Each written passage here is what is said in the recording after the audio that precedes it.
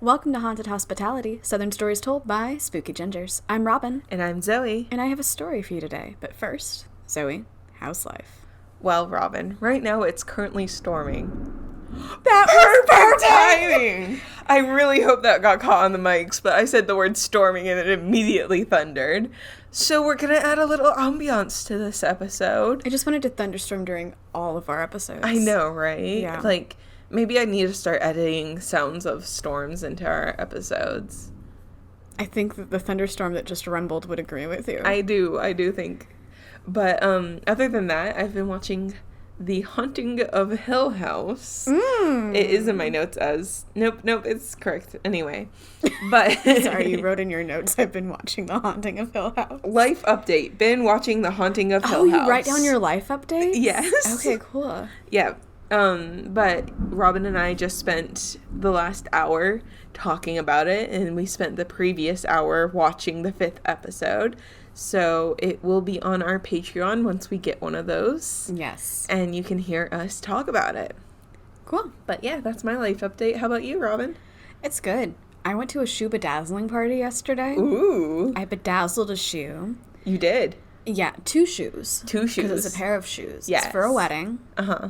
We all bought off-brand Converses, and we are bedazzling them to look cute while we walk down the aisle. And you showed me one of the photos, and that there's no word that defines that more than cute. Yes, that was not the one I bedazzled, by the way. That was my friend Megan's. Yeah. Hi, Megan. She listens. Good job, Megan. Good job, Megan. And then, Lord, I'm sorry. That was a huge thunderclap. I'm sorry, I'm just giggling. I don't know why, the thunder. And then I kind of had a suspicion that it was going to turn into like a little thing, because my friend texted me and she said, any chance you can come back to my house after the shoe bedazzling party? Because I went up to Greenville for it. And I was like, yeah. And then pretty close to that, Megan texted and was like, weird question, but do you happen to like vanilla or chocolate better? And I was like, chocolate.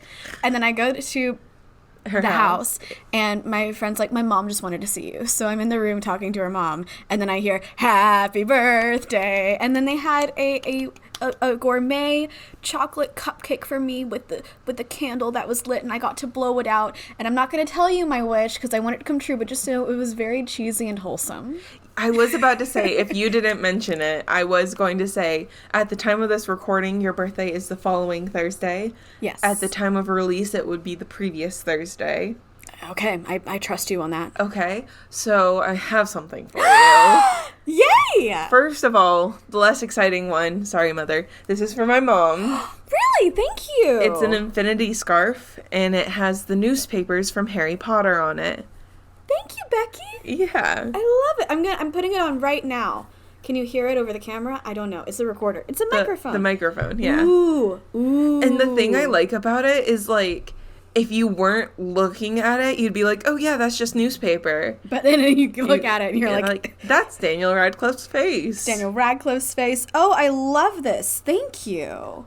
And that's Sirius Black's face. Yeah. I'm just swathed in Harry Potter. I'm gonna double it over. And the best part is it matches the purse that she got you / I got you for Christmas. Yes, it does. When I go to Harry Potter World, I'm very decked out. Yes. And then I got you this. Yay. It's wrapped. It is. Yes, with Thank rainbow. you.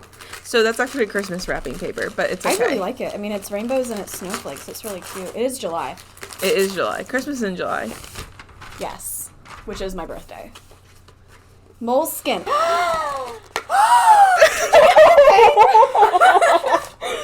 it the thing? Is it the thing? Is it the thing? Thank you! You're welcome. That's so incredibly sweet and thoughtful. So for a backstory, when like 2 months ago, I think, Robin messaged me about this specific journal she wanted, and she's like, I don't know, should I get it? It's a little over the top. And I wasn't fishing. No, she wasn't. She was like, it was a little over the top. I don't know if I'm going to use all the components of it, because it has like 12 different components. It's called the Project book or something like that. Yeah. And so Robin was like, I don't know if I should get it, and I talked her out of it. Not at the time planning to buy it for you, just letting you know. And then I was like, what should I get Robin? I was like, I know. I know. Thank you so much. You're welcome. I so appreciate this. I'm going to be using it for our podcast. Yeah. And like, because it's so useful, because it's like weekly thinking plans. What am I doing today for it? And then it's like a section for 4-month planning. And this is just perfect for organizing big and small ideas without just randomly scribbling in my current notebook. Right. That is also used for my work and my writing and just everything in general. Right.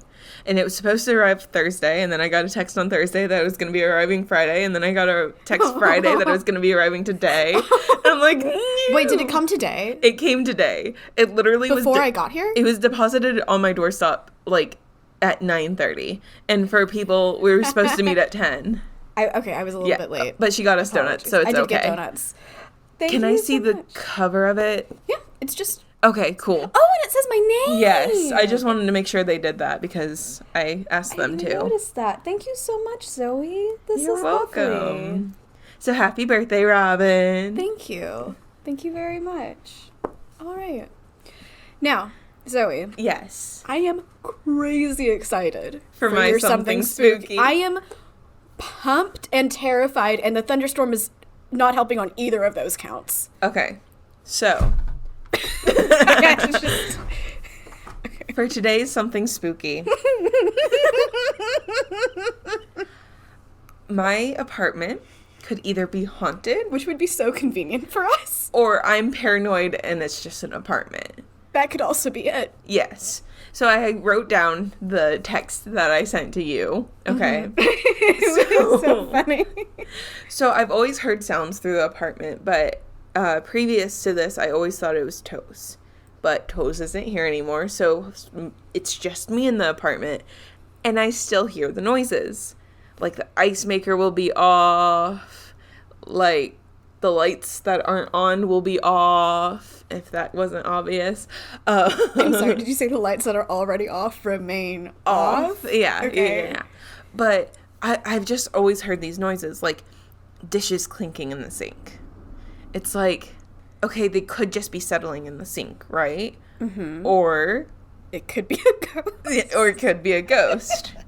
I'll hear banging noises randomly throughout the apartment, usually when I'm alone. It could be banging, or it could be noisy neighbors.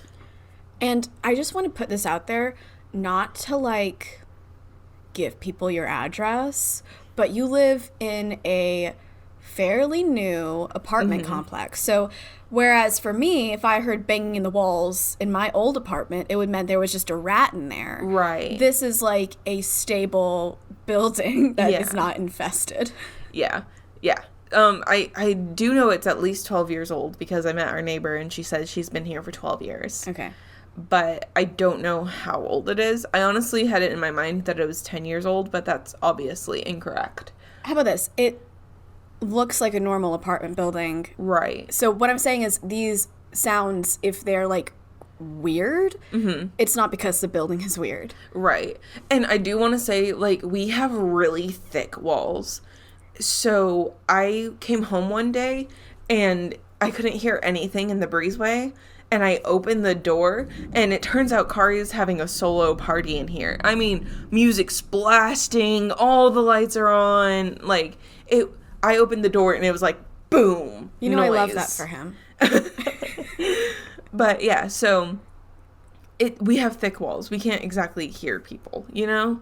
Like, the only time I've ever heard people outside is either right next to the windows, and it's clear that it's coming from the windows, or if they're loud in the breezeway, I can hear them talking, and in the bathroom, I can hear people coming up the stairs. But, so yes. So I can hear those weird banging noises throughout the apartment. And also another thing. I'm on the 3rd floor. There's nobody above me. And there's one person behind me and one person to my side. But the other 2 sides are open air. So it comes from all corners of the house, apartment, whatever. Then I was working from home one day and I heard a weird noise. It kind of like sounded like somebody with a stuffy nose sucking air in. Yeah, it was gross. But I heard it to the point where I took my headphones off, which weren't playing anything, and was like, Kari? Like, legit, I thought somebody was in my apartment. Like, I got up and looked around because I could have sworn somebody was in my apartment. Like, I have no idea what else it could have been. And it happened directly behind me. Robin, I'm going to point it out to you. But you see that monitor over there? Yeah. That's my work desk. I heard it coming from, like, this area. Did you? That's somebody opening their door. Oh my god. Like, literally, there was, like, a bang, like, to the point that it shook. And I was like, But then I heard the keys in their door, so. Yeah, okay, I heard that. But, yeah, so I was over there, and it came from, like, the kitchen hallway area. Interesting. Like, directly behind me. Okay. Oh, yeah. I don't like that. I mean, I do, because this is so convenient for me, for us. And sometimes when I'm home, I just, like, feel like someone's there, you know? I was about to ask you if you feel anything, because you are a person who feels things. Yes. Like, I'll come home and I'll be like, someone's in here. Like, to the point where sometimes I grab the umbrella that's usually in the closet and I walk through the apartment trying to find someone. That's like, smart, because people can't hide in your house. They can. I always feel like something's there. Granted, Kari leaves the lights on a lot, so maybe it's just because the lights are on, but I don't know. One time, so I was sitting over there in my chair, and there's a pile of boxes over here ready to go out, so good distance away. The boxes had been there for like 2 or 3 days, exactly as they were, and then they just randomly fell over one day. Yes, somebody downstairs could have slammed a door and vibrations knocked them over. Maybe they just settled. But it's like, what's happening? Yeah. And this was after Toes died, so it wasn't him. The biggest one. So, Kari and I were asleep. It was after midnight because Kari was in bed. It was before 4:45 because my alarm wasn't going off yet. I would say it was probably between 2 or 3 in the morning. 3. Oh. Yes. Oh. So I didn't look at the time at the moment, but I got out of bed and no, I was sleeping and I heard a thump noise, right?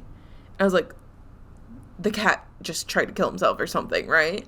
So I get out of bed and I run to where it was. And Kari didn't wake up, first of all. And our ironing board was leaning up against that wall right there. The one right behind me. No, the one to your side. Okay, but it's in my corner. Yes. It was leaning up against that wall. That your chair wasn't there. And it was like leaning up against the wall at the angle. And it was now flat on the ground right there. So it had to, like, defy gravity to fall over the opposite way. And then I was like, Toes knocked it over. And I look for him, and he's on my chair, having just woken up to the same sound, looking concerned. Like blurry-eyed? Gotcha. Yeah. Yeah. So there's no way he could have... I mean, cats are fast, but there's no way he would have ran all the way over there, gotten on the couch, and not looked like he was panting or something, you know? So yeah, that is my evidence that there is a ghost in my apartment. Like I said, it could be random series of events, but a lot of things... Also, it could be my undiagnosed ADHD, or it could be a ghost, but I lose everything. I put things down, and then I have, like, my phone. I have to have Kari call my phone all the time because I can never figure out where I left it, you know? And it could, like I said, it could be undiagnosed ADHD. But, yeah. So, here's the real question. Yes. Are we going to do the thing that I don't want to do, but I feel like we're going to end up doing anyway? Yes. We are going to do a Ouija board. Whew. Okay. We just have to wait for Kari not to be home. He doesn't listen to the episodes anymore, so it's okay. Okay, perfect. Well, we'll plan this out, and I think that will be actually a special episode. Not on a Patreon, because there's just too much ability for it to, like... Go crazy? Yeah, I mean, like, what if we say it's just on our Patreon, and then, like, there's a ghost? Right, yeah. Yeah, so... No, we need everyone to say that. We'll figure it out, the details. We will. Yeah. Okay. But, yeah. Thank you for sharing. Thank you. I believe we have one more announcement. Oh, shoot, you're right. Thank you. That was my bad. We are starting a monthly newsletter. And it's going to generally have pretty themed content, and it's just like a cool way of us sharing with you what we've been up to and providing you with some cool spooky things from us, but also around the interwebs. Right. And I think I said it's just monthly, and you can sign up at a link on our website, and I'm also going to put it on social media. And yeah, so the first one is going to come out like the end of every month, so there's going to be one for July. And we're very excited about one for August, too. Yes. Yeah. But, yep. So go check out our newsletter. And if you're trying to get friends to listen to our podcast and they just won't, forward it to them. Yeah. And eventually they'll listen because they have to. That's how things work. Yeah. Just bully people into listening to our podcast. Please do. That's what we do. Yeah, that's what we do. Okay. But Robin. Yeah, I have a story. You do? Yeah. Would you like to share it? Yes, I would. Okay. So, you already know what I'm doing today. No, I don't. Yeah, I texted you. I do not know. Okay, I'm going to tell you about the Phantom Barber of Pascagoula, I do know. I do know. You put it on the list. I did. And I just take from that list when I don't know what to do. Okay. So, before I tell you about the Phantom Barber, I'm going to tell you about what the town was going through in the summer of 1942. This was during, if you remember your U.S. history and or world history. You don't remember either of those? Nope. Okay. This was during World War II. I was going to guess one. Really? Yes. Oh my, that's not good. So, okay, so this was during World War II, and this was a period of time America was banding together to... Meatless Mondays. Maybe? I don't know. But, like, rations were happening. People were working on weapons and defense things, and it was, like, everybody was pitching in some way, okay? Right. Including the town of Pascagoula, which, before this point, was a very small town. And some would say still small with the population count that I'm about to say, but for them it was big because I think it was a pretty small place. Okay. So it rose to about somewhere between 15,000 and 18,000 people in 1942 because a group called the Ingalls Shipbuilding Corporation came in and brought a whole bunch of people who were going to build ships in the area. Okay. And this was part of the war effort. And with this rapid change, in this summer came a lot of crime, which had not previously either been happening or known about. Okay. And everybody was a little bit on edge. Understandably. Yes. So,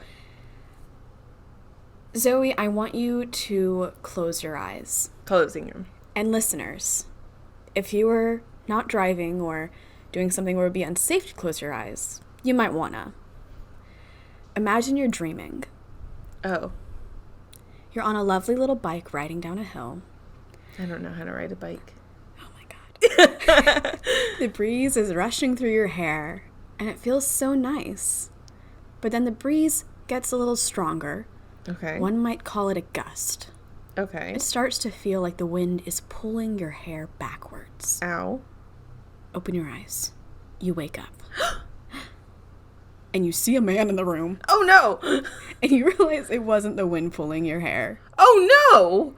The man was touching your hair. No. Yes. No. Yes. This is exactly what happened to Mary Evelyn Briggs, a child who was staying in a convent called Our Lady of Victories. In a convent? Yeah, there was a convent. But like this guy was attacking a child in a convent? Yeah, he went into the convent. Wow. Yeah. She woke up, and this next part is, she saw and then this next part is a quote from the American Weekly from the Detroit Evening Times. Mm-hmm. She saw, quote, a grayish blur surmounted by a smaller blur, as though there were not quite enough darkness to fill the room, and these void gray spaces had been left, end quote. And I just put that in there because I'm like, why don't we write like that anymore in newspapers? I'm like, there just wasn't enough darkness to fill the space? I love that. Yeah, just like episode 1 of Mary the Wanderer when it was talking about the storm. The newspaper. Like, it's just like, you hired some damn poets is what you did. Yeah, no wonder newspapers don't sell anymore. Hey, listen. I would just like it to be known I am a fierce supporter of local newspapers and online news. And just so you know, if you're doing that work, you are doing the good fight. Uh-huh. But this is just really poetic, and I only find that in older things. Mm-hmm. Okay. Now, she wasn't the only one in the room. Okay. Just so you know, she was there with her sister Laura. I really am curious about their family situation. Wait, they're in a convent? Are you sure it wasn't like sister Laura? No, I'm sure. Okay. This was her sister Laura. There was a sister Camille in there. Okay. Sister Camille. And then there was also a 7-year-old named Edna. Okay. Mm-hmm. But we're not to them yet. She tried to scream when she sees the man because she realizes it's a man. The grayish blurs are like, oh, I'm a man. And she sees him. She tries to scream because she knows that he was the one touching her hair. And he starts to whisper to her, but she can't hear it. I don't know why she can't hear it, but it says she can't hear it. And then he mimed one finger, like putting a finger in front of his lips, that she should be silent. And, you know, she's trying to scream, but she's just not able to, which makes me think sleep paralysis. She didn't actually see this man, but then other things happen. And I'm like, oh, wait, no, he was there. She was literally just frozen in fear. And he moves out of her line of vision. And she's like, okay, he's left. Everything is fine. She thinks that she was dreaming. Okay. Because it was just so weird, you know? And so she's like, okay, I'm gonna settle back in and I'm gonna go back to sleep. Until she sees him again. Oh, he didn't leave. He just hid behind her headboard. And he moves toward Laura, her sister. Uh-huh. And that is when she's like, and she screams and she wakes everybody up and he darts out the window. And she realizes, wait, like, how did he get in the window? He had cut a thing in the screen to get into the window. So he was able to just, like, jump on out of it. Were they on the first floor? I think so. Okay. My guess is that. I mean, I don't know if he's just diving to his death. They don't mention that he died at the end. And the story continues, so I don't think he did. Well, he is called the Phantom Barber. I'm sorry. He is called the Phantom Barber, which does make you think, oh, I don't know, there's something going on there. But no, I think he was a real man. Okay. Yeah. So when he goes out the window, everybody wakes up, and Sister Camille, the nun, doesn't believe Mary Evelyn at first, that she says she saw a man, because she thinks, like, okay, maybe you had a bad dream, maybe you're lying. I don't know exactly Sister Camille's personality, so I don't know what she would think of a child just saying, there was a guy in here. Right.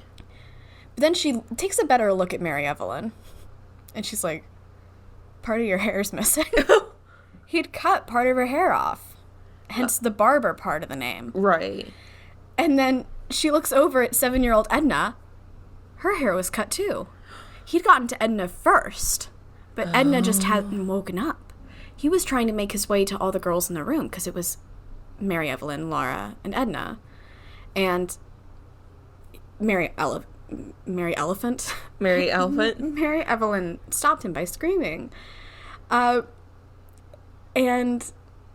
then I remember, like, the nun was like, okay, so this really happened. She believed it. So when Mary Evelyn was interviewed, she said that he was short, fat, and wearing a white sweatshirt. That's, like, the only description we get of him as the Phantom Barber. Okay? Santa Claus is taking back what he's owed. I'm sorry, was Santa Claus owed hair? Was that part? You're supposed to, like, send him a letter with a lock of your hair with what you want? It's like the Tooth Fairy. Okay. Do we owe the Tooth Fairy our teeth? Yes. So if we don't put them under the pillow, we're, like, tempting fate. Yeah. We're doing something. Okay. Good to know. This was a Monday. Okay. On Friday, he struck again. So, we are now in the PT house, where 6-year-old twins, David and Carol, live. Now, unfortunately, their mom is in the hospital, but they are being taken care of by the Henshaws. The Henshaws. You know the Henshaws. Yeah. They're really good at taking care of your children when you're in the hospital. Okay. Everybody calls on them. Yeah. Mm-hmm. Mm-hmm. We know them personally. Yeah. From 1940. 1942. Mrs. Henshaw is asleep. They're both asleep. But then she hears something in the house, and it wakes her up. And she's like, Mr. Henshaw, you need to get up right now. Yep. She called him Mr. Henshaw. So she's like, Mr. Henshaw, we need to walk down to the kids' room. And so they walk down because they're like, these are our charges. We take care of them. That's cycling through their heads. I'm editorializing. Okay. So you can't tell. But, okay, they go to the room where David and Carol are sleeping, and nothing seems too out of the ordinary, except there's a footprint near the window. Ooh. Like somebody was climbing on something trying to get out the window. Ooh. And apparently being in there, maybe they're talking or something. Anyway, somehow Carol ends up waking up because they've entered the room, and she sits up. And she's missing a lock of hair. She's missing a whole bunch of hair. Oh, no. It says she looked like a boy. He had cut off, like, all her hair. Oh, no. Yeah. He didn't cut off David's. He was out of there by then. Maybe because he heard them. Maybe he only ever wants female hair. Oh. He never cut a hair off a guy. That we know of. Okay. I don't know about that. So they see that the window screen was cut too. Mm-hmm. Just so you know. And they're like, oh no, this is a thing. Yeah. It's a serial hair stealer. Yep. That's the term for it. Yep. Now, the next Monday, we don't know if this was a Phantom Barber or not. This is an example to illustrate that this was happening a lot at this point. Okay. This man named R.J. Anderson was driving home, and he pulled up to his house, and his wife and his daughter rushed out, shouting to him that someone was trying to get into the house through the window. This was at night. Uh-huh. And then this wasn't the only case of that. There were a lot of people trying to get into, or there were a lot of instances in these, like, weeks where somebody was trying to get into people's houses through their windows. We don't know if it was all the Phantom Barber. Right. But that was his MO, and it's a small town. Okay. Yes. And the thing is, I was really surprised at how little hair he got. Because there is only one more instance where he got hair. Okay. But it just really freaked people out. And then something else happened that really, really freaked people out. But I'm going to tell you about the final instance of hair. And this breaks the mold a little bit. Okay. It is Mrs. R.E. Taylor. Because we're not yet to the stage where we put people's names. In newspapers. Or at least women's. Actually, yeah, everything is just like an R.J., R.E., men too. I don't know about that. It makes things a little bit difficult for me, but whatever. They weren't thinking about podcasters in the future. No. She was an older woman who lived on North Pascagoula Street, and at midnight on, I can't remember what day of the week it was, maybe a Sunday, who knows, and it was about 2 weeks after the PD incident, she woke up to the feeling of being smothered. Ooh. Not good. And she was like, I was smothered, and I smelled something really bad. And then I was immediately out again. And then when she woke up, she had to throw up. Like, whatever was put in front of her face was not good. And she yelled for her husband. And when she sat up, when she got up, she really was like, oh my God, I'm missing some hair. Because she just put her hand to her head because, she's not feeling well. And she's like, part of my hair is gone. Now, some of it was in the bed, but not all of it was. And so they're like, oh my gosh, the Phantom Barber striked again. But in this case, they think maybe he didn't even go into the house because the window was a little bit open. Oh. And her bed was so close to the window. They think he just, like, leaned over. Do you think the gross smelling thing that was smothering her could have been, like, his stomach? No. Okay. No. People are pretty sure that was chloroform, like, on the rag. Oh, and she okay. was pretty sure, police were like, yeah, that was probably chloroform. Okay. Yeah. Which is kind of weird, because he didn't do chloroform before. Now, it could be... He's learning because, you go into people's houses, you're not attacking them to the point that they aren't able to do anything, so they're screaming, and then you have to make a quick getaway. Right. So maybe he's like, I just need this woman's hair. I'm gonna chloroform her. Yeah, that's... Yeah. It doesn't make sense, but none of this makes sense. Right. So, yeah. Just become a hairstylist. I was like, is this a... like a kink? No, I was thinking, what's his name? Demon Barber of Fleet Street. I told you about... Sweeney Todd. Oh. I was like, is this Sweeney Todd, Edward Scissorhands? And then I told this to my friend, and she's like, they're two different things, right? And I was like, what? So it turns out, everybody who doesn't know this, Sweeney Todd and Edward Scissorhands are both played by Johnny Depp, but they are not the same character. I think I knew that. And we know this is not a Sweeney Todd situation, but it does get more violent in a bit. Okay. Before we get into the violent bit, I want to talk to you about what people were going through and thinking about with the Phantom Barber, because now people are like calling him the Phantom Barber. Right. And they're on the lookout. So there are theories about what's going on. Mm-hmm. Some people think that he is actually a barber who lost his marbles a bit and was just obsessed with hair and like wanted the hair. Okay. And then other people were like, guys, if he was a barber who lost his marbles, he wouldn't be like pro hair, he would be anti hair. And then he would be like not wanting hair at all. Depends on which way he lost his marbles, honestly. I know, I was thinking about that. But also, if you were a barber and you were just obsessed with hair, mm-hmm. you have a lot of hair on your floor. You don't need it. You're already cutting it off people's heads, but maybe it's like the sneaky element. Maybe, yeah. And also, he wasn't giving people good haircuts, if you know what I mean. It was just like, those little girls were probably really mortified. I mean, they also probably had a whole bunch of other issues because of this, but that's one of them. Were they all, like, blonde, or did it not say? I saw one thing. I think the 3 little girls were blonde. Okay.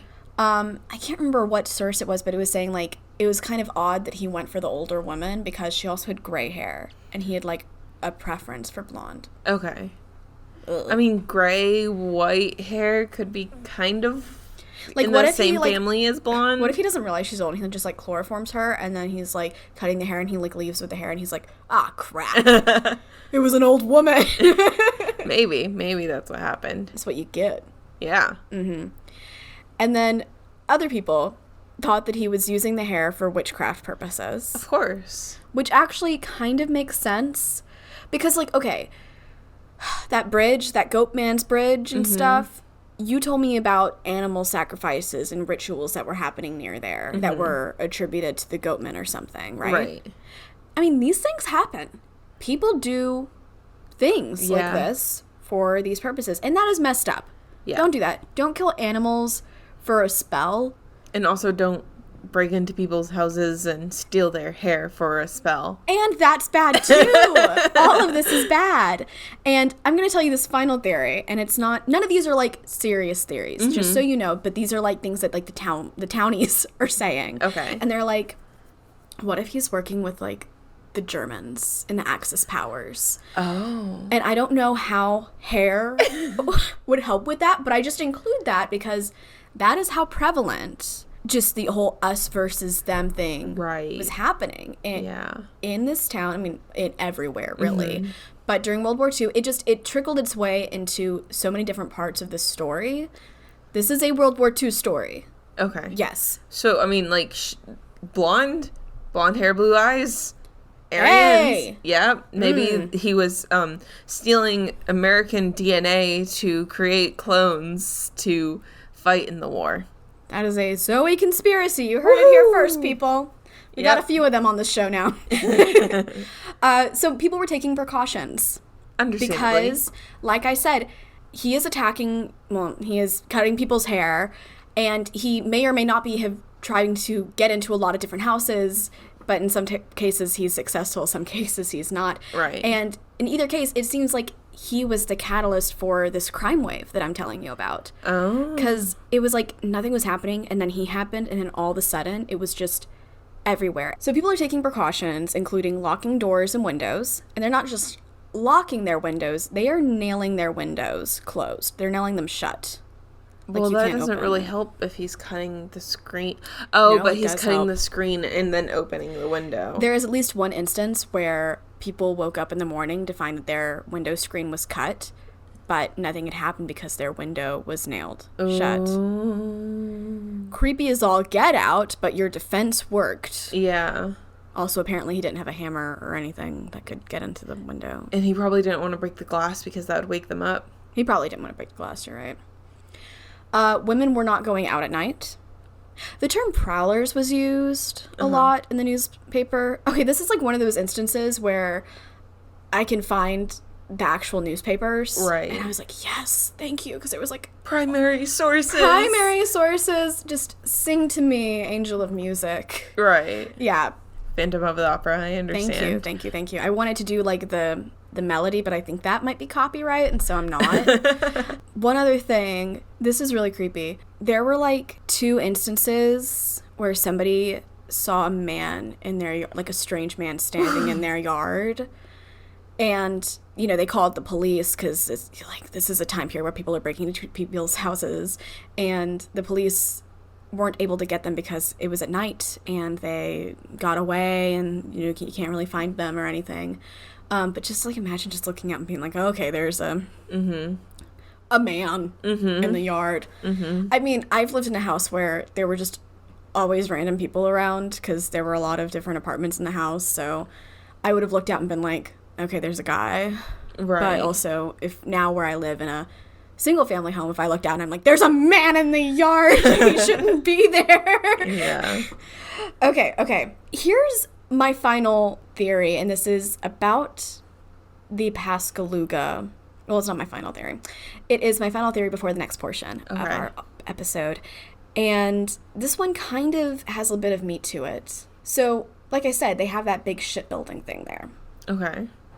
The thought was, what if the Phantom Barber, because he strikes at night, and it's mostly men who work at the shipbuilding, and this is for the Allies in the war. So what if he's trying to make it so that these guys who work there at night want to stay home protecting their families because they think somebody's going to break in? And so, like, he's creating literally just terror to get them to stay home. And, you know, the people who worked at the shipbuilding place, they were like, oh, well, not many people are staying home. It was like hardly anyone, maybe once or twice. So maybe it didn't work, but also I saw another source that was kind of like, some people were staying home. Yeah. So it could have been working. And I mean, that's a really like weird way to do it. But if you're just, I mean, I don't know. I found that theory the most plausible out of all the ones that have been mentioned. You know what I was thinking you were about to say? What? He was catfishing some soldiers. Because, you know, like Did you think he was forming a wig? No. I'm sorry. Because, you know, the whole thing is to send your soldier boy a lock of your hair. Oh. I think he was collecting hair to send to soldier boys, and he was catfishing them. Did you just say soldier boys? Yes. There's like an... I mean, yeah, actually, that's really possible. It's either College Humor or SNL skit, where it's like 2 people show up at this man's door and they're like, or they're 2 military professionals and they're like, we're here for Stacy or whatever. And he's like, yeah, that's me. And they're like, you're Stacy? And he's like, yeah, I catfish a bunch of police or army or whatever, right? And so like they read a final letter to him and like he was catfishing the soldier. And then as they're leaving, another couple come up and say, we're looking for Stacy. Yeah. I love that. Yeah. I like watching the SNL skits. They're called A War in Words. The War in Words. And like, so it's about, I think they do a World War II. I think they might do a World War I. And it's this one guy who's in the army writing to his wife who's back home. And like, he's trying to have like these deep, meaningful letters. And she's like starting out with like one word, and then it gets like crazy and funny the more you get into it. They're hilarious. I'll text you one. I'll text you one. But okay. Yes. On June 13th, 1942. Okay. There was an attack that changed everything. Uh-oh. Yes. And just for clarity's sake, the elderly woman's hair getting cut happens after this, but because this is such a different attack, I wanted to cover all those first. Gotcha. Okay. Yes. This was an attack on a couple called the Heidelbergs, and they were a fairly young couple. They lived on Community Avenue, and they were sleeping one night when Mrs. Heidelberg was hit in the mouth twice, I believe, by a 2.5-foot iron pipe. Oh my God. Yeah.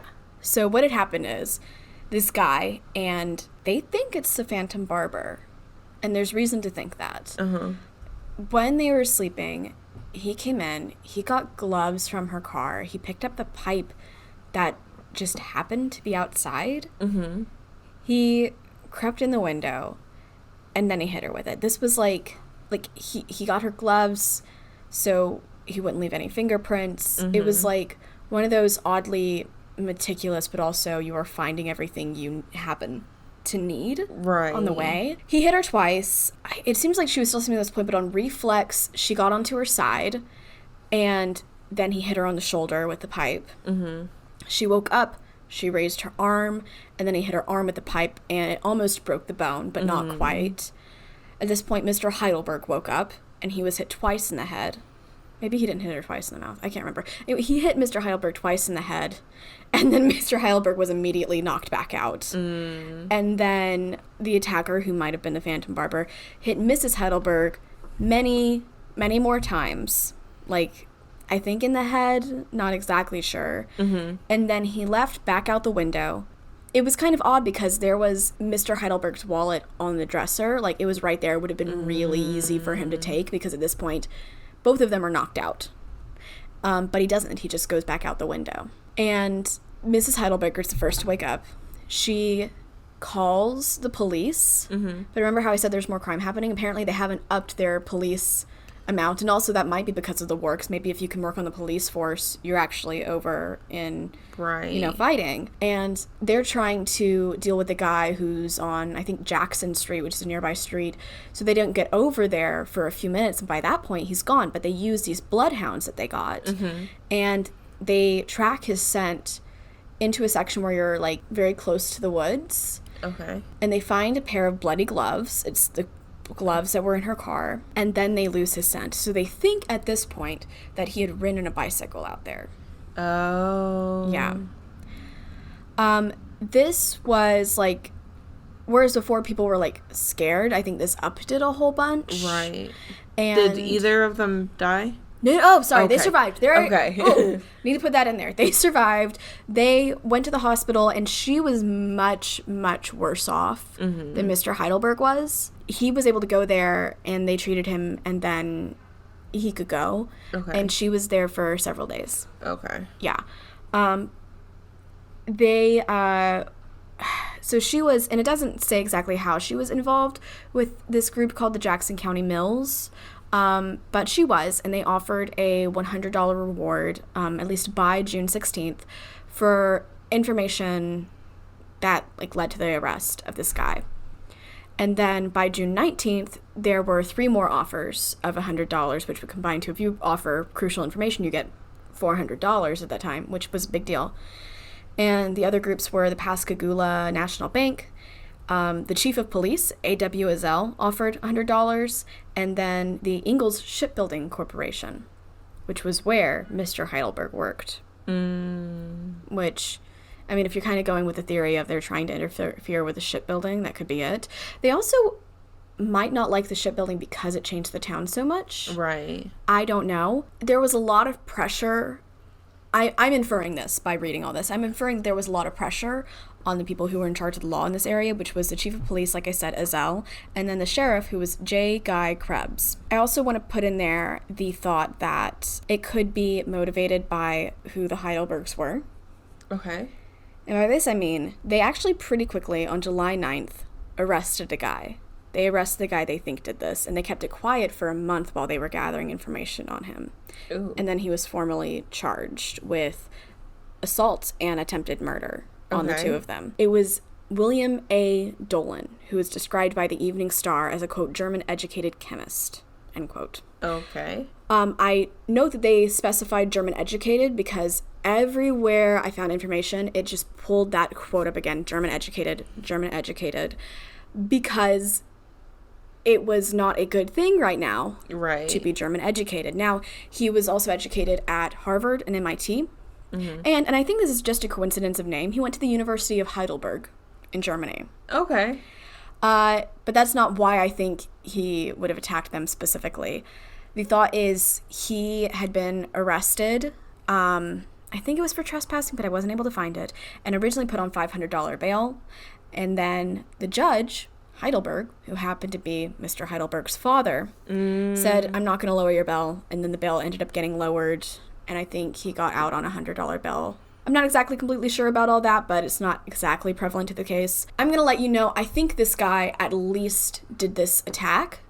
But if you are with me on this, like, he didn't cut their hair. No. There's nothing exactly other than he came in through the window. Mm-hmm.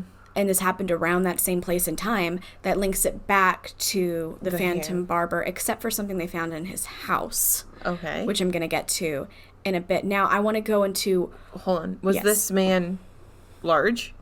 Because the little girl described him as fat. I don't see any... Okay. There's no physical description of him. Yeah. There was a key witness named William Atwood, and I wrote in here, he drove the getaway car and inspired the Taylor Swift song. She wrote a song called Getaway Car. Oh, okay. He did not inspire the Taylor Swift song. Okay. That was a joke.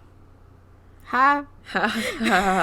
Anyway, he said that William Dolan, it wasn't William. What's his name? Oh, God, both these guys are named William. And I just realized that. I hate when that happens. He said that William came to him at 1 a.m. the night of the attack and was like, hey, man, I need to meet up with a married woman. And I've done a lot of favors for you, so you owe me. Can you drive me to meet her? And apparently this guy, Dolan, doesn't have good boundaries. And he's like, yeah, okay, I'll drive you. Atwood drives his truck to a location, which is where the police dogs lost the scent. And Dolan gets out and he's like, hey, stick around just in case I get into trouble. And Atwood does. He stays in the truck for an hour. And then all of a sudden, Dolan comes running back up and is like, drive. And then they do. And then a neighbor corroborates that they heard the truck drive up to the Dolan house at about 3 a.m., which would work in this timeline very well. Uh-huh. And people are coming forward about a lot of things about Dolan, including that he is a Nazi sympathizer. Yeah. That's what was happening. But was that true, or was that... Because if it's true, then yeah, people need to say it. The thing is, it's impossible to tell, really. And, I mean, people were at least... It's true that people were coming forward with it. Right. Now, whether that was the case, I don't know. It could have totally been I heard he was in Germany at one point, and it's kind of like, maybe he is, maybe he isn't. Right. For the sake of this argument, I'm going to, at this point, assume that the people who were reporting on this at the time did their research, just because that makes my life easier. One of the things that was coming forward about him was that a neighbor named Lloyd Spicer said that Dolan kept human hair in the house.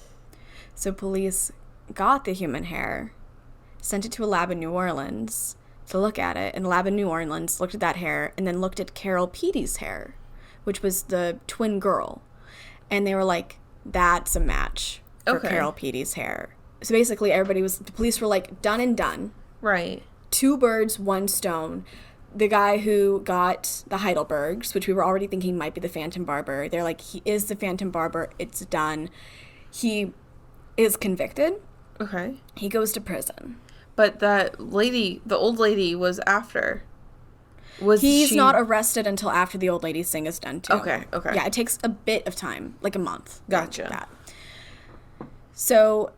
And the thing is, to the credit of maybe this being the Phantom Barber, because there are some questions, and I'm not exactly sure why there's questions, but I'm going to get into that. To the credit of this possibly being the Phantom Barber, there's no reports of Phantom Barber cases happening after this. Okay. Yeah. So he is arrested, and in 1948... So 6 years later. Thereabouts. A private detective gives Dolan a lie detector test in front of several people, including the then governor of Mississippi. And Dolan passes the lie detector test because he has maintained his innocence. He's like, I didn't do this. Yeah. The governor says it's not because he passed the lie detector test, but because he has had good behavior in prison. He's released in 1948. He is released early, before the sentence would actually be over. Okay. And I don't know much about what happened to him afterward, but I assumed he just lived his life. Yeah. I don't know. Probably in a different town. If I were him, I would have moved. I mean, don't do any of those things, but I don't think he could have lived a normal life in that town. Right. And he'd only been there for 14 months, by the way. He wasn't there for forever. He's the outsider. He's the outsider. But to be fair, at this point, a lot of people were outsiders because thousands came in. The town completely shifted. Right. Now, so it kind of seems done and done that... I don't know, it's so confusing because it kind of seems like he did it. Because lie detector tests, we've talked about this numerous times. They're not evidence. No. They're not definitive. He could have been, and, you know, I might be using this term wrong, but he could have been a psychopath, in which case you probably wouldn't have any biological reactions that it could be recording anyway to lying. And in 6 years, you can convince yourself of a lot of stuff. You can lie to yourself to the point where, like, a lie detector test doesn't determine if you're lying or not. It just determines if you're having a logical reaction to lying. So if you don't believe you're lying, you're not going to affect the lie detector test. Yeah. That's true. There are two thoughts to why it might not have been him. Okay. One is that the town was so scared, the police might have wanted a scapegoat. Right. And then might have put the hair there. Okay. I'm not above blaming dirty cops. Okay. And then another theory is that he would have been the perfect scapegoat. Actually, I might have written this. I can't remember if I read this or if I thought this. Okay. If he was a Nazi sympathizer, that would be the perfect person to point fingers at because everybody's going to be against him. Hey, let's just get this guy out of town anyway. Even if he didn't do it, let's just get him out of town. Yeah. And I don't know. So the thing is, I'm to the side of it seems like if William Atwood's testimony is to be believed, the guy who drove the truck, I would say that this guy at least hurt the Heidelbergs. Okay. Why that crime was so different from the Phantom Barber crimes, I don't know. Now, there was a different motive for it. He was like, listen, your judge dad made me mad or something. Okay, I'll go after you. I don't know. I mean, the thing is, people can have more than one reason to attack people. Right. And it's like he was still experimenting with his MO kind of thing. And like, so if he didn't attack, violently attacked and didn't get the hair, and then the next one was he chloroformed someone and then got the hair. To me, I could see maybe he kind of lost it. Like maybe he was planning on taking her hair, but in the moment, he just saw the pipe. He knew about the gloves. He kind of lost it a little bit. And then he was like, you know what? I'm going to try to subdue them in another way. And did the chloroform. And just didn't do the hair. Yeah. Well, yeah, if he lost it and he was so angry, like maybe he just wanted to knock them unconscious, but in the panic or the heightened adrenaline of the event, he probably was like, oh crap, I got to get out of here. Maybe. And forgot to get the hair. The only thing that comes up about if it's a revenge on the Judge Heidelberg's son is that he hurt the wife so much more than he hurt the guy's son. Yeah. Why would you do that? And of course, you can always just add good old misogynism in there to get misogyny. Sorry. I know words. Anyway, I think it's kind of likely that he did it. I don't know. I'm convinced. Okay, cool. Yeah. I don't know why. I'm just convinced. But you'd be... excellent juror. Thank you. You just like be in the thing and be like, I just feel like you did it. Yep. That's me. I haven't been jury called once, so. You haven't? No. I want to be. I want to be too. Can you imagine us on a jury together? That would be terribly fun. I mean, as long as it wasn't like a really bad case, but if it was like something... lighthearted. There's no crime that's lighthearted. Yeah, because like even with this one, it's like on the surface, it's like, oh, he just cut their hair, but then you're like the trauma of being a child and seeing a man cut your hair. That's right. Yeah. And there's like some certain type of trauma that comes after your house has been robbed because it's like your safe space has been violated. Oh. Yeah. So I imagine they're experiencing that trauma too. Okay. Well. Nothing years of therapy can't fix. In the 50s. In the 50s, when mental health wasn't a thing. Or it was you weren't going to be treated well. You weren't going to get good treatment, probably. They believed that only soldiers could have PTSD, and they called it shell shock. Oh, yeah. Mm-hmm. Well, thank you, everyone, for listening to today's episode. If you liked it, please like, subscribe, review, and tell a friendo, because sharing this via word of mouth and reviews is the best way to get people to listen to your favorite podcasts. And also, it would make us happy. Yay. And if you want to see Robin's show notes, sources, all that fun stuff, go to hauntedhospitality.wordpress.com. And if you want to share your own spooky story, true crime, mystery, paranormal, anything, go ahead and write that up and submit it to us at hauntedhospitalitypodcast@gmail.com. And we are launching our newsletter very soon, so you can find a link for that on our socials and our website, and I'm going to put it on our link tree, which is where in our bio of every social account except for TikTok, can't figure that one out, you see all of our links. So it'll be there under newsletter sign up. And if you are on Twitter, you can find us at Haunted House. And if you are in Instagram, Facebook, TikTok, or anywhere else, you can find us at Haunted Hospitality. We would love to see you there. Also, next episode. Oh, yeah! Next episode is going to kick off our August special. So as everyone knows, school starts in August. I think this year some schools might be starting in September just because everything's been kicked crazy because of COVID. But traditionally it's August. I would know. My birthday was usually the first day of school, and it's in August. So we are going to do haunted colleges. So we're going to every episode focus on one or two colleges and share the spooky stories. So moving forward, just for the month of August, you'll get a little ghost palooza, and maybe if you're going to school for the first year in the South, we'll cover your college. And then you can be terrified. That was honestly my goal. Yes, to terrify oncoming students. Yeah. Yeah. Yeah. All right, have fun, guys. So stay in school and stay spooky.